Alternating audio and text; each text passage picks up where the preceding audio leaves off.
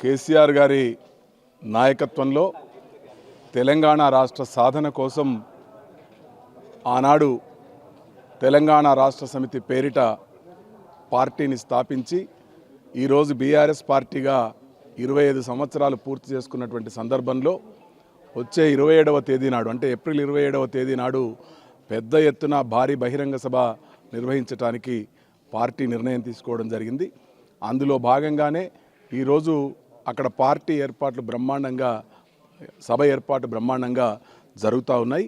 ముఖ్యంగా 25 సంవత్సరాల ప్రస్థానంలో బీఆర్ఎస్ పార్టీ అనేక ఒడిదుడుకులను, అవమానాలను, అవహేళనలను భరించి తెలంగాణ రాష్ట్రాన్ని సాధించినటువంటి రాష్ట్రాన్ని అన్ని రంగాలలో అభివృద్ధి చేసినటువంటి ఘనత కేసీఆర్ గారిది, బీఆర్ఎస్ పార్టీది అని చెప్పి సందర్భంగా తెలియజేస్తూ ఉన్నాం.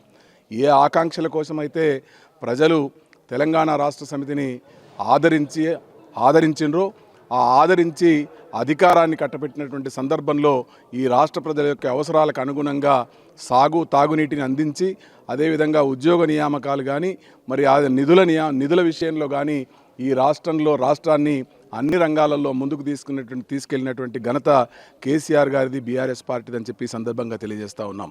ఈ 25 ఏళ్ల ప్రస్థానాన్ని మరి వచ్చినటువంటి ఒడిదుడుకులన్నింటిని కూడా ఎదుర్కొని రాష్ట్రాన్ని సాధించిన తర్వాత రాష్ట్ర ప్రజల ఆకాంక్షలకు అనుగుణంగా పనిచేసినటువంటి మా పార్టీకి ప్రజల యొక్క అండ ఎల్లవేళలా కూడా ఉంది.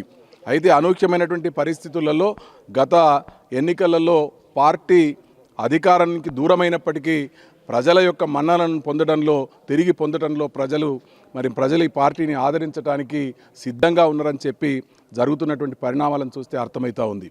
ముఖ్యంగా ప్రజలు మరి కేసీఆర్ గారి నాయకత్వం, కేసీఆర్ గారి ద్వారానే ఈ రాష్ట్ర ప్రజల యొక్క ఆకాంక్షలు నెరవేరుతాయి, ఈ రాష్ట్ర ప్రజల యొక్క ఆశయాలు నెరవేరాలంటే మరొక్కసారి కేసీఆర్ గారి నాయకత్వంలోని బీఆర్ఎస్ పార్టీ ఈ రాష్ట్రాన్ని పాలించాలని చెప్పి ప్రజలు ఆకాంక్షిస్తున్నటువంటి సందర్భాన్ని కూడా చూస్తూ ఉన్నాం. అయితే ఇప్పుడు జరిగేటువంటి సభ మరి 25 సంవత్సరాలు పూర్తి చేసుకున్నటువంటి సందర్భంలో రజతోత్సవ సంబరాలను సంవత్సరం పొడవునా కూడా నిర్వహించడానికి మరి పార్టీ నిర్ణయం తీసుకొని ఈ నెల ఏప్రిల్ 27వ తేదీన ప్రారంభమైనటువంటి రజతోత్సవ సంబరాలు రాబోయే 2026 ఏప్రిల్ 27 వరకు కూడా నిరంతరంగా కొనసాగించే విధంగా వివిధ రూపాలలో కార్యక్రమాలను రూపకల్పన చేసి నిరంతరం ఈ సంబరాలను నిర్వహించాలని చెప్పి పార్టీ నిర్ణయం తీసుకుంది.